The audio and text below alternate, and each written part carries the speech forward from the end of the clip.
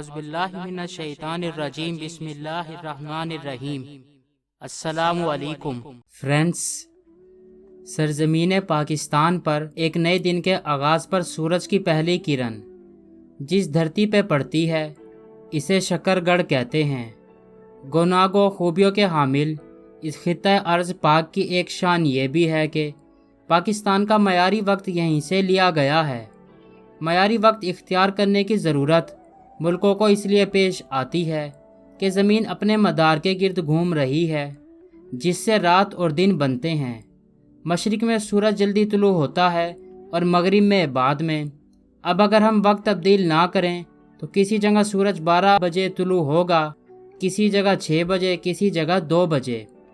اس طرح دوپہر کہیں 12 بجے، کسی جگہ 4 بجے، کسی جگہ اور وقت۔ بس ایک بے ترتیبی سی نظر آنے لگتی ہے۔ اس لیے سائنسدانوں نے مقامی وقت میں اتنی تبدیلی کا طریقہ ایجاد کیا جتنی قدرتی طور پر درکار ہے۔ اس سے معیاری وقت وجود میں آیا۔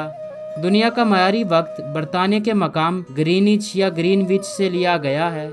باقی ممالک کا معیاری وقت گرینچ سے دوری کی بنیاد پر مقرر کر لیا جاتا ہے۔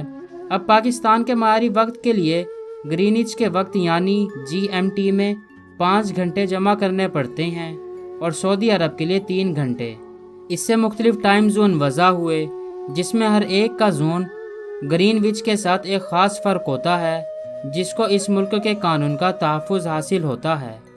ہر ٹائم زون کا ایک خاص طول بلد کے ساتھ وابستہ ہوتا ہے۔ چونکہ گرین وچ کا طول بلد 0 ہے اور کل طول بلد کے 360 درجے ہیں جس میں 24 گھنٹے کا وقفہ ہے، اس لیے فی گھنٹہ 15 درجے طول بلد کے آتے ہیں۔ معیاری وقت کا جو طول بلد ہے اس کو 15 پر تقسیم کریں تو گرین وچ کے ساتھ گھنٹوں میں فرق معلوم ہو جائے گا۔ مثلا پاکستان کا طول بلد 75 درجے مشرقی ہے، پس 75 کو 15 پر تقسیم کیا تو جواب 5 گھنٹے آیا۔ اس لیے پاکستان کا گرین وچ کے ساتھ 5 گھنٹے کا فرق ہے۔ چونکہ پاکستان گرین وچ سے مشرق میں ہے اور مشرق میں سورج مغرب کے مقابلے میں جلدی طلوع و غروب ہوتا ہے، اس لیے اگر گرین وچ میں دن کا 1 بج رہا ہوگا تو پاکستان میں اس وقت شام کے 6 بجے کا وقت ہوگا۔ تحصیل شکر گڑھ چونکہ مشرق کی جانب پاکستان کا پہلا خطہ ہے اور سینہ تانے بھارت اور مشرق بعید کے ملکوں کے سامنے کھڑا ہے، لہٰذا پاکستان کا معیاری وقت اس کے سرحدی گاؤں مسرور سے لیا گیا ہے۔ مسرور میں محو استراحت ایک بزرگ بڑا بھائی کے نام سے معروف ہیں، جہاں ہر سال جون میں شاندار میلہ لگتا ہے۔ پاکستان کے شمال مشرق میں بھارتی پنجاب اور مقبوضہ ریاست جموں کے ساتھ 2 اطراف میں باؤنڈری لائن بنانے والی یہ تحصیل دور رس ضرور ہے، لیکن ان گنت اور حیران کن صفات اور حقائق کی حامل ہے۔ قریباً 85% شرح خواندگی کے ساتھ یہ پاکستان کا سب سے زیادہ پڑھے لکھے عوام کا علاقہ ہے۔ ہر شعبہ زندگی میں یہاں کے باسیوں کی بھرپور نمائندگی ملتی ہے اور انہوں نے اپنی صلاحیتوں کا لوہا منوایا ہے۔ بحر عرب سے شروع ہونے والا وسیع میدان شمال کی جانب شکر گڑھ پہنچ کر ختم ہو جاتا ہے اور یہاں سے پہاڑوں کا بڑا سلسلہ شروع ہوتا ہے جو کشمیر اور اس سے پرے چین تک پہنچتا ہے۔ اس لحاظ سے تقسیم ہند سے قبل شکر گڑھ کو اہم جغرافیائی حیثیت حاصل تھی۔ یہ میدانی اور پہاڑی علاقوں کا سنگم اور جنکشن تھا۔ تجارتی قافلے یہاں سستا کر آگے بڑھتے تھے۔ دوستو، ہر شہر اپنی خوبیوں میں بے مثال ہوتا ہے اور اس کا کوئی ثانی بھی نہیں ہوتا اور اپنی خوبصورتی اور تاریخی حیثیت کی وجہ سے جانا جاتا ہے۔ سیالکوٹ کھیلوں کا سامان بنانے کی وجہ سے مشہور ہے۔ کراچی روشنیوں کا شہر ہے۔ فیصل آباد کارخانوں کا شہر ہے۔ گجرانوالہ پہلوانوں کا شہر ہے۔ ملتان اولیاء اللہ کی سرزمین ہے اور بالکل اسی طرح شکر گڑھ کو میٹھے لوگوں کا شہر کہا جاتا ہے۔ شکر گڑھ نارووال کی تحصیل ہے اور نارووال پاکستان صوبہ پنجاب کا شہر ہے۔ شکر گڑھ کی بنیاد 1912 میں رکھی گئی۔ شکر گڑھ پاکستان کے شمال اور مشرقی حصے میں واقع ہے۔ شکر گڑھ پاکستان کی واحد تحصیل ہے جو بھارت کے ساتھ ساتھ جموں کشمیر سے بھی ملتی ہے۔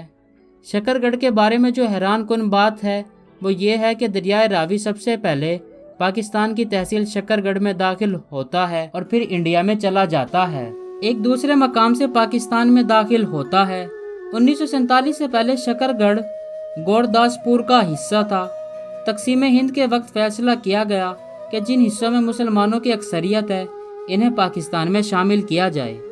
گورداسپور میں بھی مسلمانوں کی زیادہ اکثریت تھی، لیکن ہندوستان نے جموں کشمیر کے لیے جنگی راستہ بنانے کے لیے برٹش حکومت پر دباؤ ڈالا کہ گورداسپور کو انڈیا میں شامل کیا جائے اور دریائے راوی کو پاکستان اور ہندوستان کے درمیان کنٹرول لائن کے طور پر استعمال کیا گیا۔ شکر گڑھ پہلے سیال کوٹ کی تحصیل تھا، لیکن 1951 میں اس کو نارووال کی تحصیل بنا دیا گیا۔ شکر گڑھ زراعت کے لیے بہت اہم ہے۔ یہاں کے 80% لوگ زراعت کے پیشے سے وابستہ ہیں۔ شکر گڑھ کی 40 یونین کونسلز ہیں اور 225 گاؤں ہیں۔ شکر گڑھ کا مطلب ہے میٹھا شہر۔ شکر گڑھ کو سٹی آف اسٹڈی یعنی کہ تعلیم کا شہر بھی کہا جاتا ہے۔ شکر گڑھ میں پاکستان کا آخری گاؤں بھی موجود ہے جس کا نام سکھو چک ہے۔ سکھو چک میں 200 سال پرانا کرشنا مندر ہے جو سیاحوں کی توجہ کا مرکز ہے۔ پاکستان کے گاؤں جو انڈیا بارڈر کے قریب ہیں ان میں سکھو چک، مسرور، اخلاص اور کوٹ نینا ہیں۔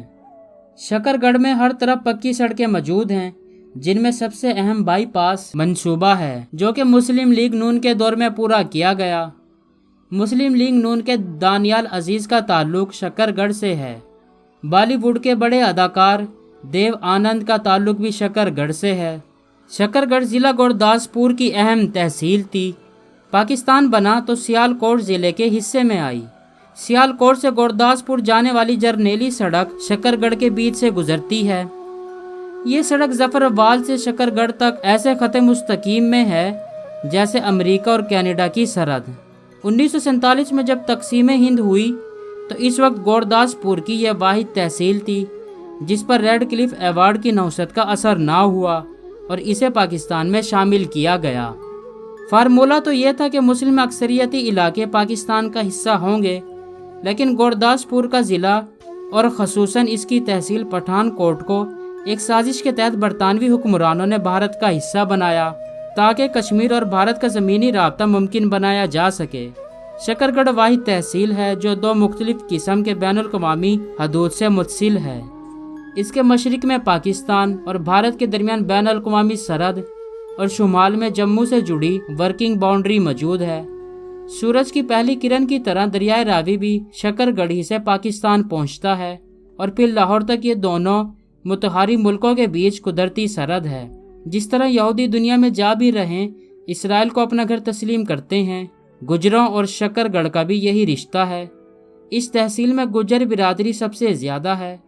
اگرچہ گجرات، گجرانوالا، گوجرا اور گوجر خان ایسے شہر گجروں کے نام پر آباد ہیں، لیکن یہ صرف نام کی حد تک ہے۔ گجروں کا اصل مسکن شکر گڑھ کی پٹی ہے۔ تاریخ کے ماہرین کا کہنا ہے کہ کم بلند پہاڑوں پر آباد قبیلے وقت کے ساتھ پہاڑوں سے اتر آئے۔ ان میں گجر یا گوجر نمایاں تھے۔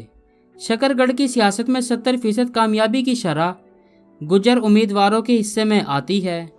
چودھری انور عزیز مرحوم، ان کے بیٹے دانیال عزیز، طارق انیس، ڈاکٹر نعمت، طاہر علی جاوید، چودھری عبدالرحیم اور ان کی اولاد ادریس تاج، اشفاق تاج سب گجر سیاستدان ہیں۔ یہاں صدیوں پرانے متعدد دیات پٹھانوں، راجپوتوں اور سادات کے بھی ہیں، جس سے ثابت ہے کہ یہ برادریاں بھی یہاں مغل دور سے پہلے سے آباد ہیں۔ شکر اور گڑ کی بڑی منڈی تھی، شاید اس لیے شکر گڑھ نام ٹھہرا۔ یہاں کے گھروں کی میٹھے سے عقیدت، برابر محبت کے قصے بھی مشہور ہیں۔ سرزمین شکر گڑھ تاریخی ورثے کی حامل ہونے کے ساتھ ساتھ زرخیز بھی بہت ہے۔ شکر گڑھ نارووال کی باسمتی چاول پورے پاکستان میں مشہور ہیں۔ تحصیل شکر گڑھ کی آب و ہوا گرم مرطوب ہے۔ گرمیوں میں درجہ حرارت 41 ڈگری سینٹی گریڈ جبکہ سردیوں میں کم سے کم 2 ڈگری سینٹی گریڈ تک ریکارڈ کیا گیا ہے۔ تحصیل شکر گڑھ کا شمار پنجاب کے ان چند علاقوں میں ہوتا ہے جہاں سب سے زیادہ بارش ہوتی ہے۔ سالانہ بارش کی اوسط 980 ملی لیٹر ہے۔ تحصیل شکر گڑھ کا بیشتر رقبہ زرخیز ہے جس پہ چاول، گندم، گنا، مکئی، جوار، آلو، لہسن اور دالیں کاشت کی جاتی ہیں، جبکہ کئی مقامات پہ امرود، جامن اور آم کے باغات بھی دیکھنے کو ملتے ہیں۔ شکر گڑھ کو دنیا میں متعارف کروانے والا ایک میگا پروجیکٹ کرتارپور راہداری بھی ہے جس نے مذہبی سیاحت کو فروغ دیا۔ جدید خطوط پر توسیع اور تزئین و آرائش کا برسوں پر محیط کٹھن کام پاکستانی اداروں نے مہینوں میں مکمل کر کے کنسٹرکشن انڈسٹری کو ورطۂ حیرت میں ڈال دیا تھا۔